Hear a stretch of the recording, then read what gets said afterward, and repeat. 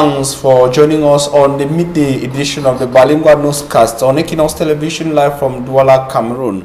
The first part of this newscast is in the French language with Julien Bed-Bissay. Julien Bed-Bissay, good afternoon. Bon après-midi à vous, Fomi Armstrong Sanda. Mesdames et messieurs, bon après-midi et merci de suivre une fois de plus cette édition bilingue du journal sur Equinox Télévision.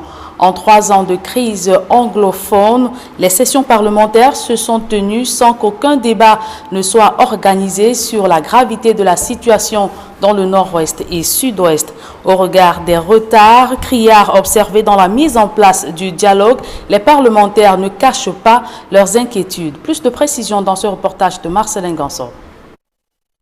C'est le cœur meurtri que les sénateurs, notamment ceux du SDF, ont quitté le palais des congrès, las d'attendre le début effectif du dialogue qui est censé décrisper l'atmosphère et ramener le calme dans le nord-ouest et le sud-ouest. À l'ouverture de cette session que nous venons de clôturer aujourd'hui, le président du Sénat lui-même avait sollicité qu'il faut que ce dialogue soit engagé.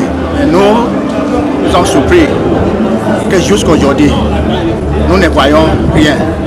Nous voyons seulement le dialogue dans les papiers, dans les journaux, dans la télévision. Mais en termes réels, il n'y a pas de dialogue. On joue au dilatoire et on donne l'impression qu'on va engager le dialogue. On a même renvoyé les élections. Il y a les distractions ici et là. Les vraies choses ne sont pas engagées. Le RDPC est lui aussi préoccupé par cette crise qui n'a que trop duré et pense qu'il est plus que temps d'ouvrir un dialogue inclusif. La majorité des Camerounais veut le dialogue. Il n'y a pas aucun Camerounais qui peut dire que le Cameroun c'est son propre pays plus que les autres. Donc il faut créer l'atmosphère pour que toutes les Camerounaises, anglophones et francophones, partagent les opinions, font leurs contributions pour qu'on atteigne le paix. Ces appels au dialogue effectif sont d'autant plus urgents que des voix s'élèvent parmi les activistes anglophones pour appeler à la reprise de l'école dès septembre prochain, ce qui suppose au préalable que les conditions de sécurité soient réunies et que les armes se taisent à jamais. Vous avez vu le Premier ministre, chef de gouvernement, le chef Joseph Diangoute était à nord-ouest et sud-ouest l'autre jour. Il avait initié le dialogue. Il avait montré l'esprit d'humilité et bonne expression, utiliser les bonnes langues et condamner la violence. Et ils ont lancé un appel aux Camerounais de revenir et contribuer pour la construction d'un Cameroun uni. En clôturant les travaux de cette deuxième session ordinaire, le président du Sénat a engagé les Camerounais, sans distinction aucune, à se dresser contre le mauvais vent qui souffle en ce moment et à œuvrer pour la promotion du dialogue, de la tolérance et du pardon. Dans la foulée, Marcel Nyat Difendi a remis aux sénateurs et personnels méritants diverses distinctions honorifiques au titre du 20 mai 2019. Une invite à œuvrer davantage à l'édification de la Chambre haute du Parlement. Et le Social Democratic Front ne décolère pas malgré l'absence du sujet sur la crise anglophone lors des débats à la session parlementaire du mois de juin. Les élus du Parti de la Balance viennent d'élaborer des propositions pour sortir de la crise anglophone. Je vous propose de les écouter. Ils s'expriment. Ces propositions sont présentées par le député Oumbe Defo. Cessation totale des tirs de toutes les parties impliquées dans la crise dans les régions du nord-ouest et du sud-ouest. Débat ouvert en plénière sur cette proposition de résolution et exposer la cause profonde de cette crise en vue de rechercher une solution définitive et durable. Libérer toutes les personnes en détention et accorder l'amnistie aux personnes touchées et ou impliquées dans cette crise au Cameroun et dans la diaspora. Envisager d'indemniser toutes les victimes de cette crise après une vaste évaluation de la vie et des biens détruits dans les régions du nord-ouest et du sud-ouest. Mettre en place une commission de paix, de la vérité et de la réconciliation afin de parvenir à un règlement par médiation qui impliquera les personnes à l'intérieur et à l'extérieur du pays, celles libérées de la détention, et enjoint le gouvernement à agir en conséquence. Organiser les élections uniquement après la résolution de cette crise dans les régions du nord-ouest et du sud-ouest. 15 organisations internationales de la société civile viennent d'interpeller l'Union africaine sur l'aggravation de la situation humanitaire et sécuritaire dans les régions anglophones du Cameroun. Dans leur correspondance adressée au président de la Commission de l'Union africaine et le président en exercice de l'Union africaine, ces organisations de la société civile demandent la mise sur pied d'une commission d'enquête pour des investigations sur des allégations de crimes contre l'humanité perpétrée au Cameroun. Ces organisations appellent l'Union africaine à mettre la pression sur le Cameroun afin d'initier le dialogue inclusif national et d'élaborer un processus de paix en engageant des discussions avec des groupes séparatistes anglophones. Ces organisations de la société civile estiment que l'Union africaine doit dénoncer et condamner tout individu propageant des discours de haine et de la violence à travers les réseaux sociaux. Parlons à présent de toute autre chose, récurrence des accidents sur les axes routiers. Le ministre des Transports tire la sonnette d'alarme. Jean-Ernest Massenangale Bibere vient de rappeler à l'ordre les responsables des agences de transport qui exercent en clandestinité. Le compte rendu de cette réunion avec Emmanuel Diop et Guy Zogo. C'est sur un ton martial que le ministre des Transports a fait le décompte mortel des accidents de la route ces derniers mois au Cameroun. C'était au cours d'une réunion à Yaoundé avec les responsables des agences de voyage interurbains. Au mois d'août 2017, c'était 117 morts. Au mois de janvier, de mars et de juillet 2018, respectivement 21, 4 et 32 morts. Au mois de juin et de juillet 2019, 21 et 7 morts dans 2 graves accidents de la circulation routière. Face à la gravité de la situation, marquée aussi par la récurrence des excès de vitesse, le ministre des Transports a annoncé l'entrée en scène de nouveaux radars. Je viens de procéder à l'acquisition de nouveaux radars semi-portatifs, dernière génération, qui seront mis à contribution dans les tout prochains jours pour la lutte contre les accidents de la circulation routière liés à l'excès de vitesse. Mais la dissuasion seule ne suffira pas. Il sera aussi question de sanctions, notamment à l'encontre des agences de voyage ne s'étant pas mises à jour depuis le 10 de février dernier. Celles donc des compagnies de transport routier interurbain de voyageurs n'ayant pas cru devoir régulariser leur situation administrative après la vaste campagne d'audit qui s'est déroulée sur l'ensemble du territoire national en février dernier, seront maintenus sur le coup de la suspension. Au total, le ministre des Transports appelle les agences de voyage à adhérer aux efforts engagés. Je vous invite à un sens élevé de responsabilité pour intégrer les différentes mesures à venir, non pas comme une contrainte, mais comme des mesures visant à vous encadrer. Car l'inflexion durable de la courbe des accidents de la circulation routière au Cameroun est une affaire de tous. De leur côté, les agences de voyage se disent disposées à contribuer à la réduction notable des accidents de la route. Le ministre des Transports est dans son rôle, un rôle de pédagogue, de sensibilisateur et surtout de censeur aussi. Tous ces enseignements ont bel et bien été enregistrés et nous en comptons faire bon usage parce que c'était de la pédagogie, une pédagogie forte. Donc il est question d'inverser la courbe sur les accidents. Nous prenons déjà beaucoup de dispositions. Nous sommes dans le tracking depuis plus d'une dizaine d'années. Alors nous allons continuer à nous appesantir là-dessus pour inverser la courbe, comme a dit Monsieur le ministre. Mais vous avez vu le classement des excès de vitesse. En ce qui concerne le Général Express Voyage, nous venons un peu loin au fond. Au niveau de la formation, au niveau de l'encadrement, nous essayons de mettre en pratique tous ces éléments à Princesse Voyage.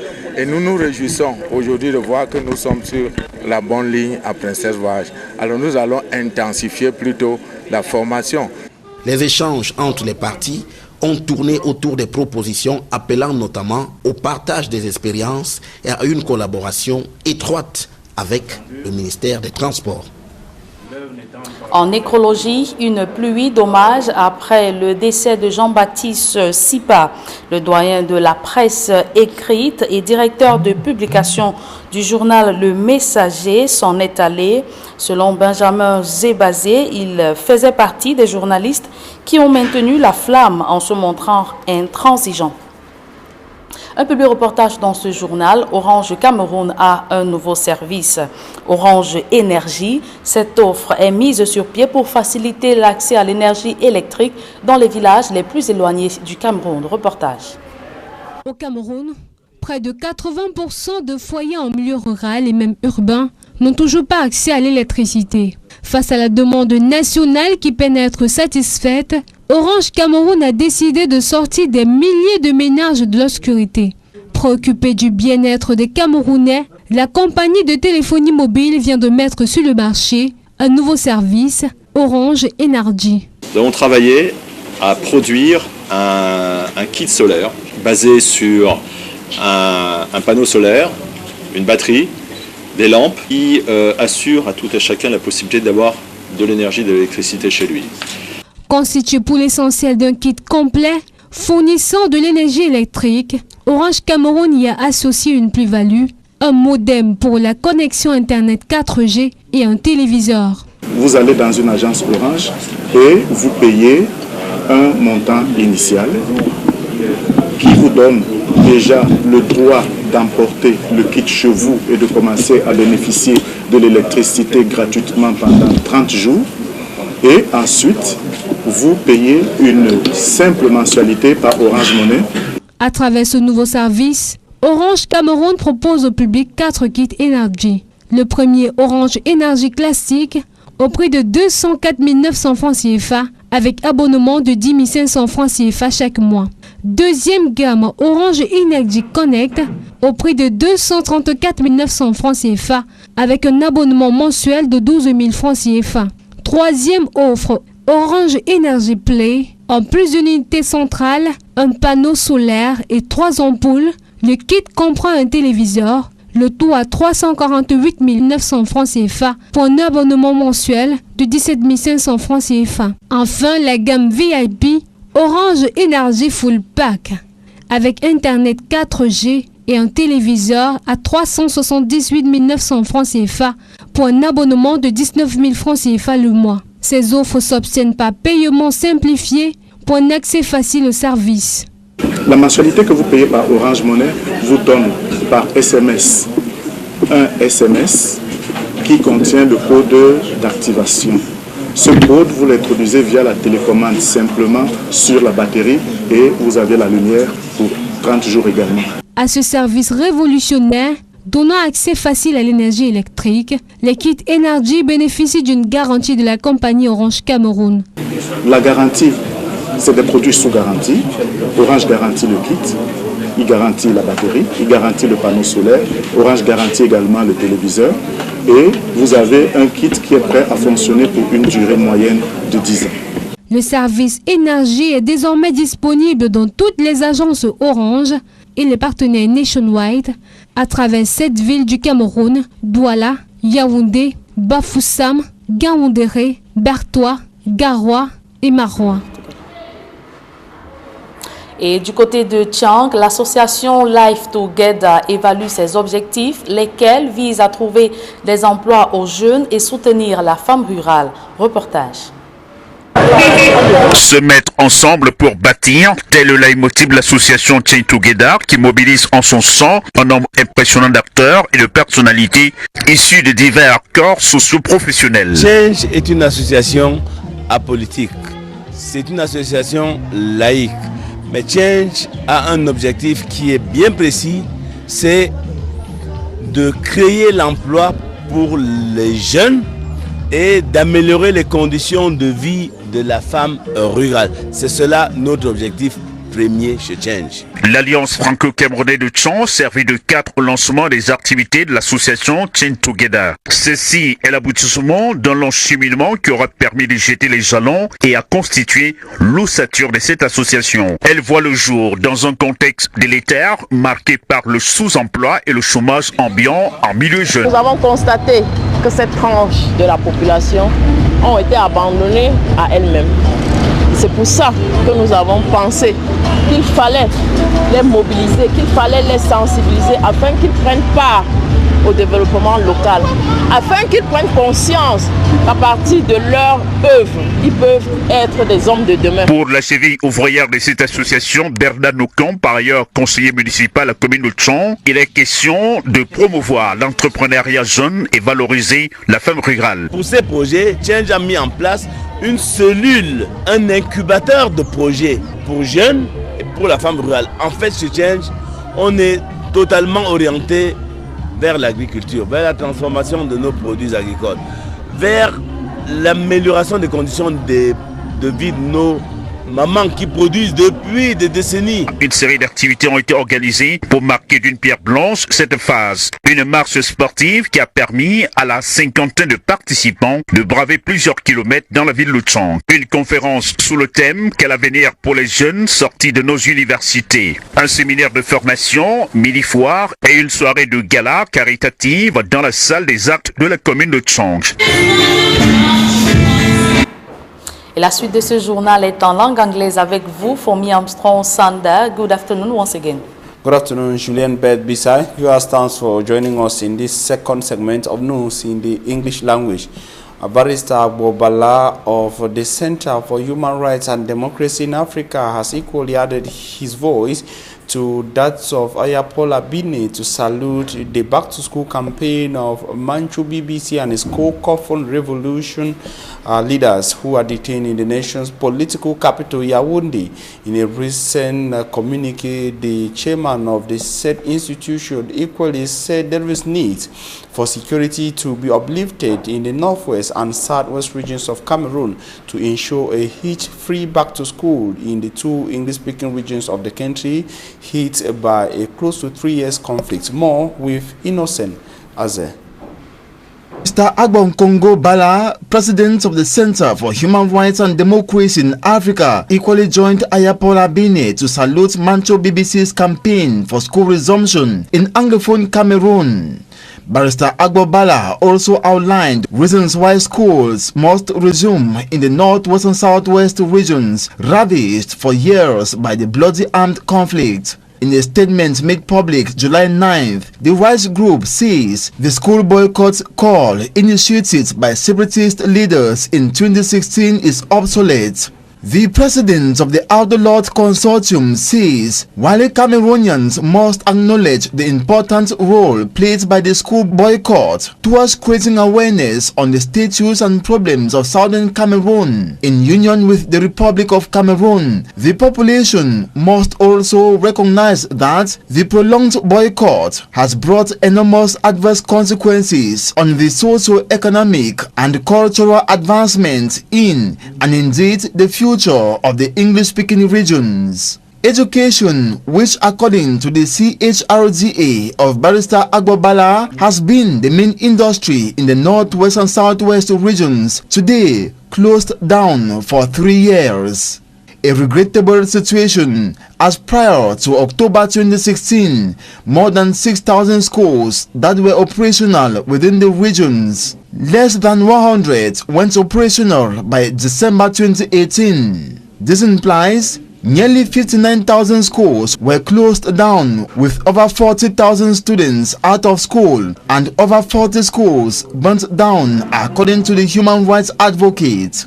As of June 2019, UNICEF reported that over 600,000 children are out of school in the Anglophone regions. To the CHRDA, more and more students have migrated to the French-speaking regions to pursue education, paradoxically carrying along all the investment in education to the regions and get to be absorbed by the French system Anglophones claim to be fighting against. A special back-to-school campaign, according to the CHRDA, will be launched in the coming days with aim to sensitize parents, governments and the separatists on the need to create safe space in the Anglophone regions for children to go back to school.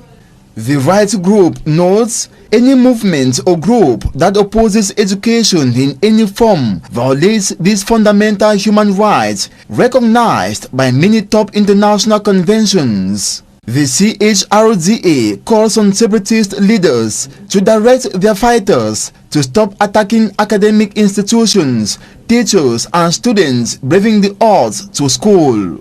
It also calls on government to enhance efforts towards ensuring the security of schools' infrastructures, teachers and students in the northwest and southwest regions. The Agbobala Rights Group appeals to parents to overcome fear and send their children to school come September 2019. And the desire to see a return to school in the northwest and southwest regions of Cameroon come September is equally burning in the hearts of some youths of Kumba 3 subdivision. They are those resident in a locality known as Tancha in that part of the Meme division. Recently, they joined their hands together in cleaning some of the establishments or the school premises in that part of Kumba 3 that have been embraced by grass since over 3 years now. The schools has not been ongoing in that part of the southwest region of Cameroon. More with Smadjikan Gabriel. Some youths of Tancha, a locality in Kumba 3 subdivision of Meme division. There were many of them of this locality who came out to clean the premises of the government practicing an inclusive school that has been invaded by grass because of no schooling for the past 2 years as a result of the crisis in the northwest and southwest regions. Only as they don't clear the field. Seeing that the school field has been cleared, I'm very happy. But when school will finally start, I will be more happier. We all know the importance of education because without that, we can't know our rights. As you are right, I'll be very happy. And once the school go back, I'll be very, very happy. The action taken by the inhabitants of Tancha comes days after those of Mabanda also came out in their numbers to start cleaning the campus of Government Bilingual High School Mabanda. The ongoing move taken by the inhabitants of these neighborhoods in Kumba 3 comes as a result of a sensitization tour made by the divisional officer for Kumba 3, Ipolewane Veklin, geared at fighting for schools to resume during this 2019-2020 academic year, knowing that pupils, students, teachers, and sometimes campuses are targeted since the start of the crisis. Many are asking if the campaign for back to school will be effective when the atmosphere is still hot. Let's wait and see.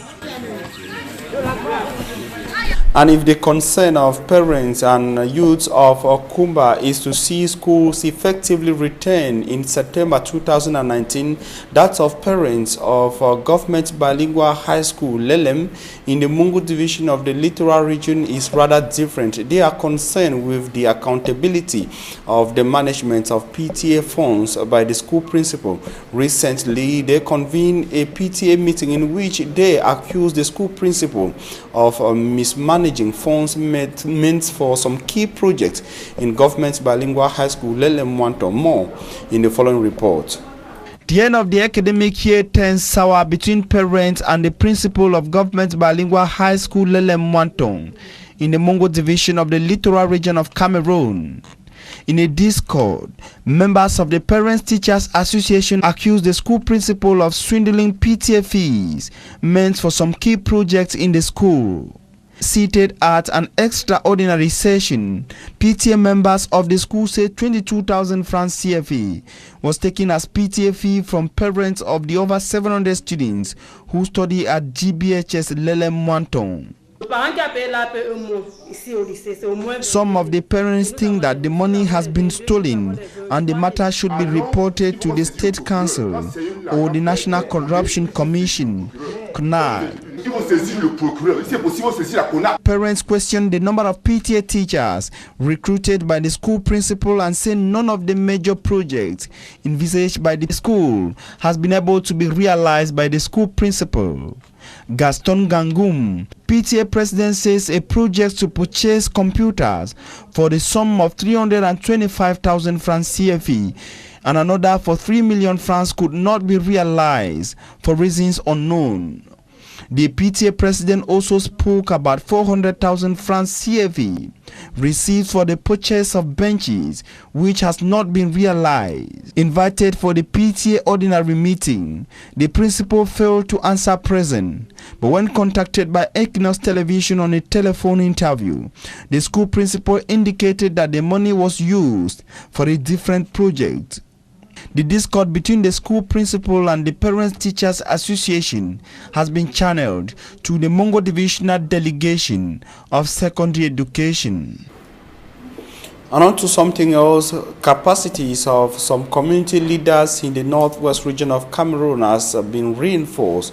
It was reinforced during a capacity building workshop which is centered on the management of intercultural conflicts and equally involving or embracing intercultural dialogue in a region hit by the current crisis in the northwest and southwest regions of Cameroon. The seminar in Bamenda was attended by our Bamenda-based correspondent Mbu Stella. Her report.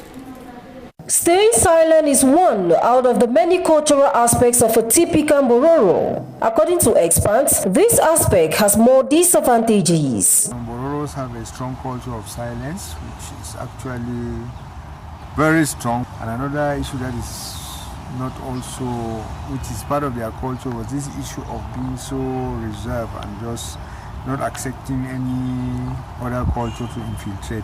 In order to bridge the gap and change the narratives, a capacity building workshop targeting Bororo community leaders has been organized in Bamenda by the Bororo Cultural and Development Association, Boskuda. Here on the framework of what is Bridging the Gap project, which is a project that is actually an intercultural dialogue, and as part of the activities is to build the capacity of community leaders on leadership and effective representation in decision-making arenas, as well as conflict management. This workshop comes at a time when Cameroon's territorial boundaries are being threatened in the northwest and southwest regions. One of the causes is cultural marginalization of a minority people. The participants are therefore expected to use the knowledge gained to prevent conflicts from escalating in their communities. In order to achieve this, the participants, who are Ardos drawn from Bororo communities in the northwest, have pledged to carry the messages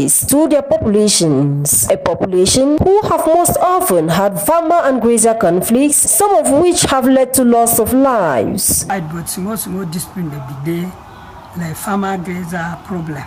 From our art, we begin with small group where we belong make where in both the graziers and the farmers. Problem there, we know to go from Bengu, sometimes we solve our wishes. The workshop's attendance is also affected by the crisis. Some participants could not make it to Bamenda due to roadblocks and lack of transport vehicles from their localities. And the Ndokoti roundabout, which is the entry and exit way from the Douala Bassa Industrial Zone, is said to be suffering the problem of bad state of road. The bad state of road, traders at the Ndokoti Road Junction say it is adversely affecting their economic activity. Immaculate Fogwe takes us to Ndokoti. We are in Ndokoti, in the Douala 3 subdivision. Circulation along the stretch of road poses a great danger to the population as motorists meander through large portions of crumbled potholes.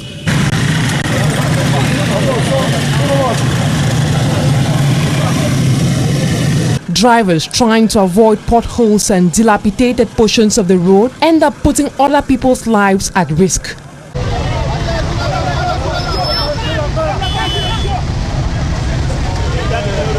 Those who ply the road on a daily basis recount their daily ordeal. We pay our taxes, but this is the type of road we are plying on. The government delegate is doing nothing at all. Look at the way these bad roads are destroying our vehicles.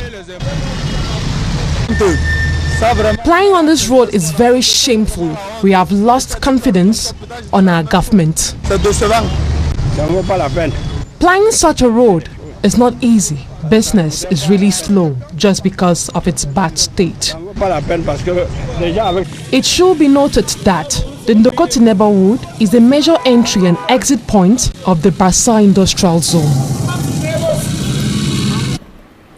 We end up this edition of the Newscast with that report of Immaculate Fogwe. The next edition of the Bilingual News comes up at 4 p.m. For now, we wishing you a nice afternoon. Julien Bedbissa, have a nice day. Je vous souhaite également de passer une très belle journée. Fomi Armstrong Sanda, mesdames et messieurs, c'est la fin de cette édition bilingue du journal. Merci de l'avoir suivi.